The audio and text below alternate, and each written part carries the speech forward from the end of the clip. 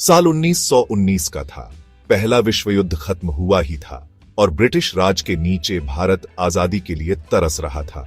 इसी बीच पंजाब के अमृतसर में एक काला अध्याय सामने आया। अप्रैल की 13 तारीख को बैसाखी का दिन, पंजाबियों के लिए खुशी का त्योहार। उस दिन त्रासदी हुई। जलियांवाला बाग, एक पब्लिक गार्डन, एक अनकही भयावहता का जगह बन गया। हजारों भारतीय इकट्ठा हुए थे। उन्हें ब्रिटिश द्वारा लगाए गए कर्फ्यू का पता नहीं था। भीड़ में आदमी, औरतें और बच्चे थे। सब शांतिपूर्ण विरोध और उत्सव के लिए वहां थे। भाषणों के होने की उम्मीद से माहौल भरा हुआ था। उन्हें क्या पता था कि उनकी शांतिपूर्ण सभा जल्द ही खून खराबे में बदल जाएगी और यह तारीख हमेशा के लिए भारत की यादों में बस जाएगी। ब्रिगेडियर जनरल रेजिनाल्ड डायर, एक ऐसा आदमी जिसका नाम हमेशा क्रूरता का प्रतीक रहेगा। डायर नस्लवादी विचारधारा और डर पैदा करने की इच्छा से भरा हुआ हथियारबंद सैनिकों के साथ जलियांवाला बाग पहुंचा। बिना किसी चेतावनी के, भीड़ को तितर बितर होने का मौका दिए बिना डायर ने अपने सैनिकों को गोली चलाने का आदेश दिया। 10 मिनट तक निहत्थे फंसी हुई भीड़ पर गोलियां बरसती रहीं। पुरुष, महिलाएं और बच्चे गिर गए। उनकी चीखें गोलियों की कर्कश आवाज में दब गईं। डायर की हरकतें किसी सैनिक की नहीं, बल्कि एक खूंखार हत्यारे की थीं। उसने कोई दया नहीं दिखाई, कोई पछतावा नहीं। उसका मकसद साफ था, भारतीयों को एक क्रूर उदाहरण बनाना और उनके प्रतिरोध की भावना को कुचल देना।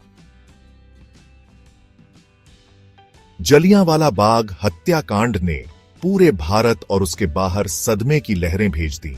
इस अत्याचार की खबर ने लोगों को गुस्से से भर दिया और स्वतंत्रता आंदोलन की आग को भड़का दिया।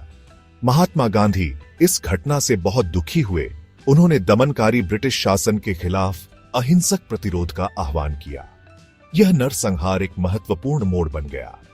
इसने ब्रिटिश उपनिवेशवाद के असली चेहरे को उजागर किया और उसकी उदारता के किसी भी भ्रम को चकनाचूर कर दिया। इस घटना ने धर्मों और क्षेत्रों में बटे हुए भारतीयों को एकजुट किया, जिससे स्वतंत्रता के लिए लड़ने का उनका संकल्प मजबूत हुआ। जलियांवाला बाग अब सिर्फ एक बाग नहीं रह गया था। यह बलिदान का प्रतीक और आजादी के लिए एक नारा बन गया था। निर्दोषों के खून ने क्रांति के बीजों को सींचा और आजादी की लड़ाई को अभूतपूर्व गति मिली। आज भी जलियांवाला बाग हत्याकांड इतिहास पर एक काला दाग बना हुआ है। दीवारों पर लगे गोली के निशान उस दिन हुई भयावहता के गवाह हैं। वह कुआं जहां लोग गोलियों की बौछार से बचने के लिए कूद गए थे, आज भी रूह कंपा देता है।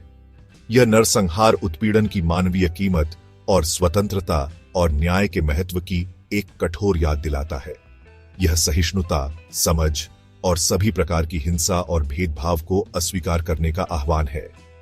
जलियांवाला बाग में अपनी जान गंवाने वालों की यादें भारतीयों की पीढ़ियों को एक न्यायपूर्ण और समान समाज के लिए प्रयास करने के लिए प्रेरित करती रहती है। उनका बलिदान हमें याद दिलाता है कि आजादी की लड़ाई जारी है और न्याय की खोज कभी बंद नहीं होनी चाहिए।